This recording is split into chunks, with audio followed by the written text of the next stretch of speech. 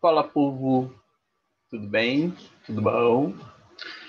Bom, fiquei devendo aí para vocês a continuação dos domínios morfoclimáticos e também dos ecótonos.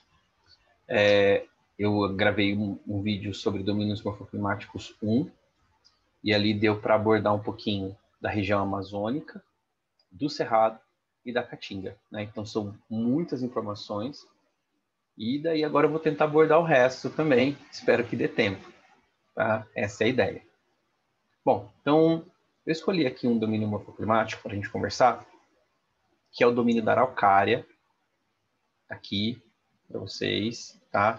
A região que a gente chama de região nucleada, de um domínio conhecido como Mata de Araucária, ou também Mata dos Pinhais, beleza? Bom, eu já comecei dizendo uma característica, né? Que ele é um domínio florestal, então eu acho que fica aí uma observaçãozinha para a gente, tá? Sobre, e que ele também se estende, ou seja, que ele tem aí a sua área nucleada entre os estados do Paraná, Santa Catarina e Rio Grande do Sul, tá? Por que eu estou usando esse termo, área nucleada?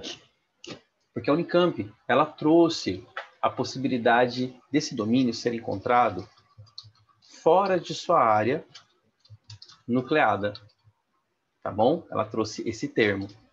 Então, onde que eu posso encontrar esse domínio, né? Onde que eu posso encontrar manchas de mata de araucária? Em São Paulo, no Rio de Janeiro, em Minas Gerais e até mesmo no Espírito Santo. Aí você fala assim, Anderson, não estou entendendo. Tá? A mata de araucária é uma floresta típica do Sul. Como que ela pode ser encontrada nessas regiões, nesses outros estados? Através de um fator do clima muito importante, que é a altitude. Tá? A altitude vai contribuir para climas mais frios, tá? Para climas mais amenos. E isso vai possibilitar, então, o desenvolvimento da araucária. Tá bom? Então, tem aí um fator do clima contribuindo também na distribuição da mata dos pinhais ou da mata de araucária. Bom, quais são as características dela, né? Ela ocupa aí a região do Planalto Sul, ou seja, do Planalto Meridional, que é uma região, inclusive, que possui bastante solos férteis, né? É ali que nós vamos encontrar bastante mancha de terra roxa. Vamos lembrar que essa terra roxa, ela é um solo que se origina da composição do basalto, que é uma rocha vulcânica, né? E que ocorre justamente por conta de um derramamento, que é o derramamento vulcânico, aquele bem famoso, que foi o derramamento do Mesozoico. Tudo bem? Então, acho que esse é um fator que a gente não pode deixar de considerar quando a gente fala do Planalto Meridional e da extensão desse domínio também. Do ponto de vista climático, o Mata de Araucária ocupa uma região predominante de clima subtropical, né? Aquele que apresenta temperaturas mais amenas, né? Índices pluviométricos bem distribuídos, tá? E também uma amplitude térmica aí mais relevante, beleza? Então, acho que essa é uma característica bem típica para poder desenvolver a mata de araucária.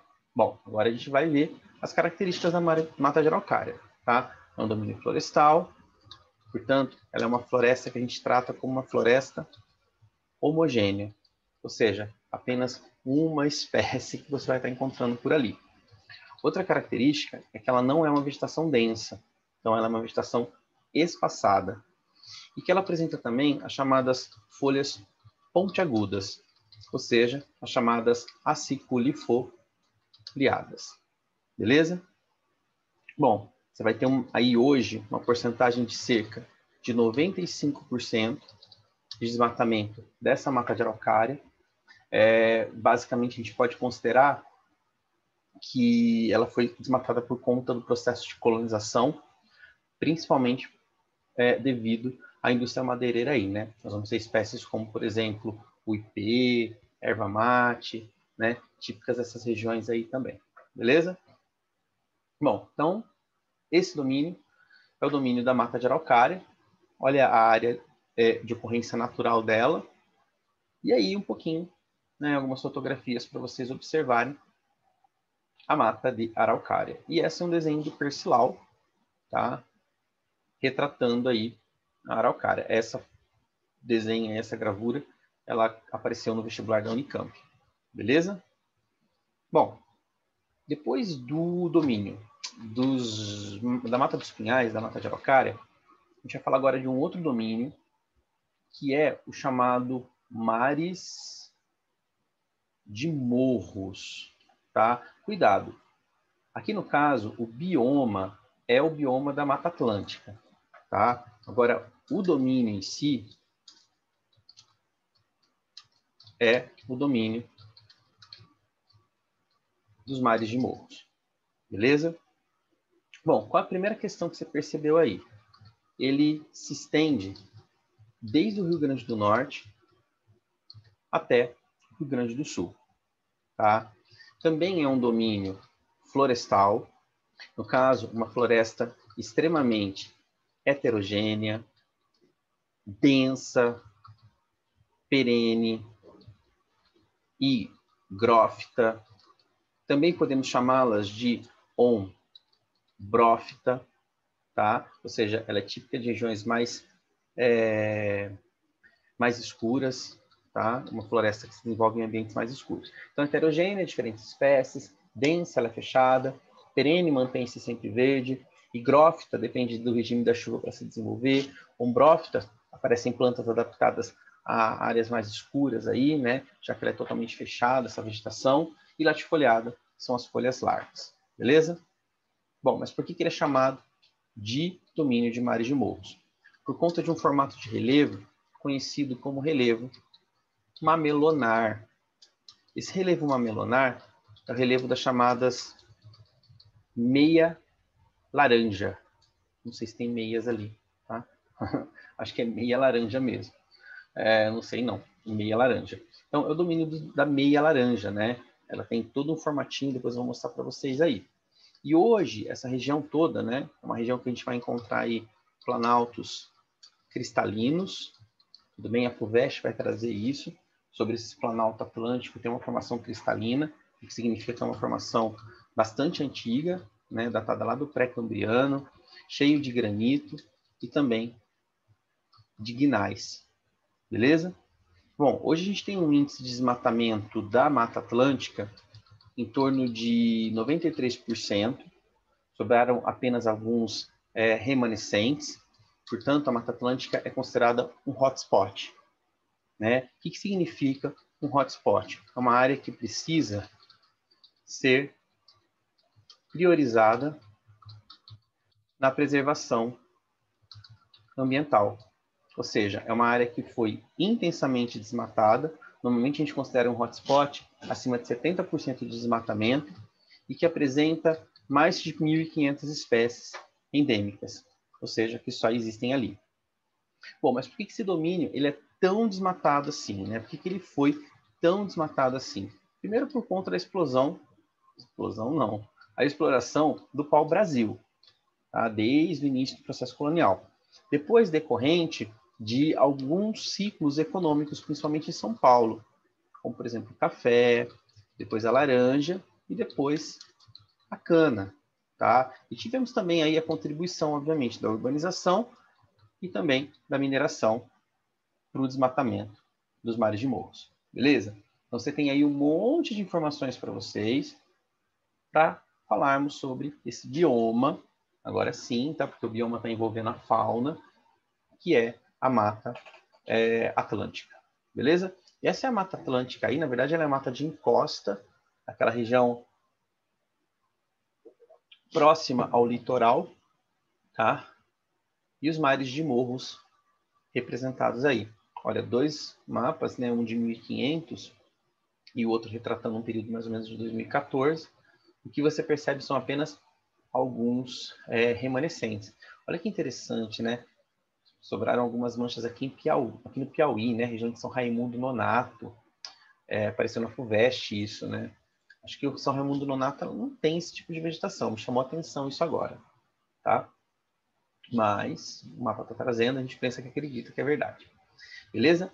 Bom, agora a gente vai falar um pouquinho de mais um domínio, eu acredito que seja o último domínio, porque no primeiro vídeo nós falamos da Amazônia, falamos já da Caatinga, do Cerrado, das pradarias e dos mares de morros. Então falta o último domínio morfoclimático, que é o domínio morfoclimático dos campos, né? No caso, o domínio morfoclimático das pradarias, tá? Muitas vezes a gente chama aí de pradarias, ou tem um nome regional que seria pampas. Ou a gente ainda chama ele de campos sulinos, tem ainda o termo campanha gaúcha, tá? Que pode ser utilizado tudo para referenciar essa região. O que tem de mais interessante para mim aí? Olha, primeiro de tudo é o relevo, tá? Ele é um relevo chamado relevo de coxilhas, tá? O que são esses relevos de coxilhas? Eles são planaltos, antigos e bastante desgastados, tá ok? Então são relevos antigos, bastante desgastados. Ele tem mais ou menos, ó, vou tentar desenhar para vocês, esse formatinho assim, ó. Ele é um planaltinho, redondadinho, desgastado, tá? Não vai confundir com os mares de morros, não, beleza? Porque os mares de morros têm uma altitude maior. O relevo das coxilhas, não. Um pequenininho, menorzinho, beleza? O que mais? O clima aí, obviamente, é o clima subtropical, né? Só que daí essa região, ela sofre muito a influência do chamado minuano. O que é o minuano? O minuano é um vento forte, tá? E frio que corta, o que eu escrevi aqui? Que corta o Rio Grande do Sul após as chuvas de inverno. E esse minuano, ele contribui muito para o processo de arenização, aquele que ocorre ali na região sudoeste do Rio Grande do Sul, tá? Na região de Alegrete. Beleza? Bom, falamos então dos campos, né? Agora só falta a gente caracterizar. O que é isso? Né? O que são essas pradarias? Ela é uma vegetação rasteira, ou seja, composta basicamente de herbáceas, tá? E que se desenvolve em solos menos férteis, porém arenosos. Beleza? Então tá aí mais um domínio para vocês e agora a gente finaliza os 6 domínios morfoclimáticos do Brasil. Bom, o que sobrou? Olha, sobraram algumas questões só para comentar com vocês, tá? Então tá aí as pradarias, né? Bem típica da região sul do Brasil, se estende para o Uruguai, se estende para a Argentina. E chegamos aos ecótonos. Então vamos lá, tá? O que seria esse chamado ecótonos, ou áreas de transição, ou também conhecidos como paisagem de exceção? O que seria isso? São regiões que simplesmente sofrem a influência de 2 ou mais domínios, como, por exemplo, os mares de morros, como, por exemplo, o agreste e também o complexo do Pantanal. Tá? Então, eu vou conversar um pouquinho sobre eles depois e vou conversar também sobre um ecótono, né? Que seria o mangue, que é localizado aí em toda a extensão litorânea do Brasil, beleza? Até o Rio Grande do Sul aqui. Então, vamos lá, tá? Primeiro ecótono que eu trouxe para vocês. São 2 aqui, 2 fotografias para você olhar. É o chamado agreste, tá? Eu não tenho muito para falar do agreste para vocês, não. Na verdade, eu falo mais de agreste quando eu falo de região nordeste, que é uma aula que está disponível aí para vocês também. Bom, o que é importante a gente conhecer do agreste? Primeiro que ele é, tá? Uma área de transição entre os mares de Morros e a Caatinga, tá certo? Então, isso é uma questão muito importante aí que você tem que ter, beleza? Ele é uma transição entre os mares de Morros e a Caatinga. É justamente no Agreste que você vai encontrar os chamados brejos, conhecido aí como olhos d'água. A Unesp já trouxe esse tipo de abordagem, inclusive ela trouxe o brejo com uma gravura do Percival, né, com pessoas assim ao redor do brejo que vão buscar água justamente. Essa região é uma região que, do ponto de vista da estrutura fundiária, é muito diferente do restante do Nordeste. Por quê? Porque ela tem o predomínio aí de minifúndios policultores, tá? Enquanto todo o restante do Nordeste, ele tem o predomínio de latifúndio. Beleza? Então, o que tem de mais importante para vocês sobre o Agreste está aí. E duas fotografias para vocês poderem observar um pouquinho. Beleza? Bom, a gente vai entrar agora num domínio que esse ano foi muito manchete, né? Que é a questão basicamente aí do Pantanal Mato Grossense. Pantanal Mato Grossense que se incendiou demais, tá? O Pantanal Mato Grossense, ele está nessa região aqui, tá? Pega essa região aqui, entre o Mato Grosso e o Mato Grosso do Sul. Esse Pantanal, ele avança em direção aos países vizinhos, principalmente no Paraguai. E por ele tem um rio de origem tropical, que é o Rio Paraguai. O Rio Paraguai ele corta o Pantanal bem ao meio, tudo bem? Por isso que você viu aquelas lagoas ali cheias. Bom, vamos lá então, vamos fazer várias anotações agora sobre o Pantanal Mato Grossense. Ó, a primeira questão aí é que o Pantanal Mato Grossense é encontrado no sul do Mato Grosso do Sul e principalmente no estado do Mato Grosso, beleza? Além disso, ele avança para países como Paraguai e Bolívia, onde ele será conhecido como Chaco. Olha, o Pantanal ele é um domínio, né, uma área de transição que sofre influência do Cerrado, que sofre influência da Caatinga, dos Campos, da Amazônia e também da Mata Atlântica. Então, olha que loucura, né? O Pantanal, ele é o complexo do Pantanal, na verdade, tá? Eu nem coloquei isso aqui, é até interessante que a gente coloque o complexo do Pantanal, porque ele realmente é uma área de transição, uma das mais diversas que a gente vai encontrar aí, tá? Uma que apresenta uma enorme variedade de vegetação, beleza? Bom, mas o que eu tenho de importante para trazer para vocês? Ó, essa região aqui, ela é uma região que sofre muita influência, ó, meu mouse está falhando, desculpa aí, tá? Que sofre muita influência de uma massa chamada massa tropical continental. E essa massa tropical continental, ela é uma massa quente seca. Então, ela contribui para diminuir a umidade dessa região aqui. Ou seja, a região do Pantanal, ela apresenta um clima tropical, porém mais seco do que o tropical típico da região. Só para você ter uma ideia, enquanto no restante do Cerrado aí, você vai chover cerca de 1.500 milímetros por ano, tá? A região do Pantanal, graças à influência da massa tropical continental, que é uma massa quente e seca, tá? Ele acaba apresentando um índice pluviométrico bem menor.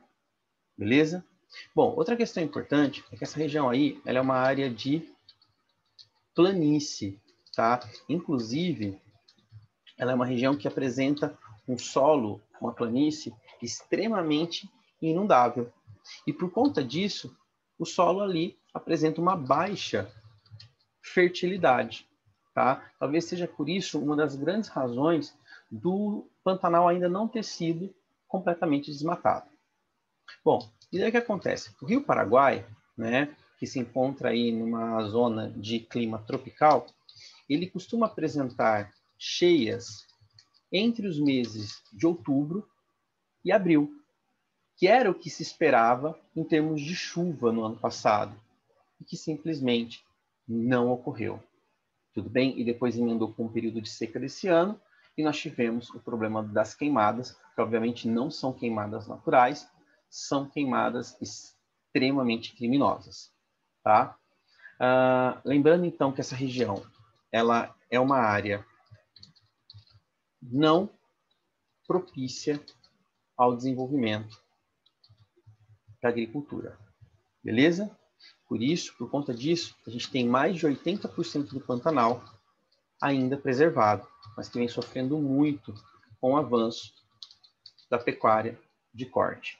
Nós tivemos muitas queimadas esse ano, estimam-se aí que em 5 dias queimou-se mais de 26 mil hectares de terra, muitos animais mortos, né, uma vergonha aí das políticas que não foram desenvolvidas de maneira eficaz para combater essas queimadas, beleza?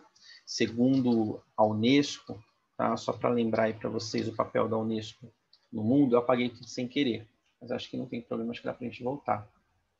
Muito bem, Anderson, não dá para voltar, tá? Mas segundo a Unesco aí, o Pantanal ele é chamado de patrimônio natural mundial, né? Ele é considerado uma reserva mundial da biosfera, beleza? Então ele tem esse título aí. Acho que tem bastante anotações importantes para vocês sobre o Pantanal. E chegamos ao último. Tem a Mata dos Cocais ainda, estou dando uma olhadinha aqui. Chegamos então ao penúltimo, tá? O mangue, que também é um domínio que eu gosto muito de falar, né? Eu tenho um carinho muito grande pelo mangue. Eu não vou falar, dá até para comentar um pouquinho depois das restingas. Eu acho que eu não coloquei foto de restingas. Mas vamos lá. Os manguezais, tá? Olha, os manguezais, eles se estendem-se do Amapá até o Rio Grande do Sul, tá? Ele também é uma área de transição. No caso, ele é um bioma completamente aí litorâneo. Tá? Então, ele está entre a área continental e sofre influência também do mar. Beleza? Ele apresenta, você pode observar na foto, um solo extremamente lodoso e também um solo salino, né? Recheado de muita matéria orgânica, o que vai atribuir ao mangue o apelido de berçário, ou seja, porque ele tem uma enorme capacidade de reprodução de suas espécies. É por isso que você vai ter ali, por exemplo, a questão do caranguejo. Caranguejo, tá? Que sofre muito, inclusive, com a pesca predatória. Beleza? Bom, então, quais são as características do mangue em si? Eu acho que a primeira de tudo que chama atenção aí são as raízes, né? Que a gente chama de raízes aéreas. Aéreas, ou também conhecidas como raízes pneumatóforas. Tudo bem? Por conta desse solo lodoso aí. Além das raízes pneumatóforas, nós vamos ter várias plantas halófitas, que são plantas adaptadas a bastante salinidade. O mangue hoje ele vem sendo muito destruído, né? Ele sofre muito com a especulação imobiliária. O pessoal desmata o mangue, soterra o mangue para fazer avanço de condomínios particulares, tá? Ou também aí construir os resorts e tudo mais. Mas o mangue também sofre porque ele recebe esgoto, efluentes industriais. Então ele é um bioma que está sendo muito degradado. E uma questão interessante para vocês é que a gente não encontra apenas o mangue no Brasil, tá? Isso foi FUVEST. A gente encontra o mangue também na África, encontramos o mangue na Ásia, tá? Em vários outros continentes. E o percilau, retratando o mangue. Eu nem acho essa gravura bonita do percilau, mas eu acho importante o percilau, então eu trouxe para vocês, tá bom? Ó, eu não coloquei nenhuma gravura, mas eu vou colocar para vocês. Normalmente o mangue, eu vou falar para vocês, o mangue ele vai até o iniciozinho do Rio Grande do Sul. A partir dali, segue um outro tipo de vegetação que tem o mesmo nome que aquela forma de relevo, que são as restingas, tá? O que são as restingas aí? A restinga é um tipo de vegetação chamada de vegetação litorânea. tá? Assim como o mangue, também é uma vegetação litorânea. Só que no caso, ele é encontrado em solo mais arenoso e é uma vegetação completamente rasteira, completamente não, tá? Mas ela é predominantemente rasteira, beleza? Encontrada aí em solos arenosos, que são solos basicamente pobres, beleza? Bom, então, só para acabar. E a última situação é em relação à Mata dos Cocais, tá? Para quem não se localiza, a Mata dos Cocais está aqui, ó. Mata dos Cocais, Mata dos Babaçuais, Meio Norte, né? Sofre influência basicamente de 3 domínios, tá? Vamos lá então. Mata dos Cocais, ou também conhecida como Mata dos Babaçus ou Mata dos Babaçuais, ou ainda leva o nome de Meio Norte. Olha quantos nomes, né? A gente vai atribuir à Mata dos Cocais aí, beleza? Ela também é um ecótono, ela vai estar localizada aí entre o Maranhão, o Piauí, e também tem resquícios no Tocantins e no Pará. E está sofrendo influência aí, né, na sua formação da Amazônia, do Cerrado e também da Caatinga. Bom, o que tem de importante aí? Olha, basicamente, nós vamos encontrar o babaçu, tá? O babaçu que tem uma função muito importante, que ele gera um olhinho, tá? Ele gera um óleo que vai ser utilizado aí no setor industrial, ele também vai ser utilizado na parte de cosméticos, na parte de alimentação por conta do coco. E temos também a carnaúba, conhecida como a árvore da providência, tá? Árvore da providência divina. Por quê? Porque dela tudo se aproveita, tudo se extrai. Principalmente uma cera, que vai ter também um uso industrial aí, mas a sua madeira também é utilizada, né? Principalmente na construção civil. Mas ambos, tanto o babaçu quanto a carnaúba, têm sofrido muito com o avanço da soja e da pecuária, né? Lembrando que essa daqui também é a região do Matopiba, Maranhão, Tocantins, Piauí e Bahia, tá certo? Aí tem um pouquinho da região do meio norte para vocês. Povo, com isso eu encerro, tá? A parte de domínios morfoclimáticos e ecótonos. Ainda bem que eu fiz isso em 2 aulas, tá? Porque o assunto é um assunto muito importante e que deveria ser abordado aí de uma maneira mais tranquila. Um beijo para vocês, fiquem bem, se cuidem e tchau.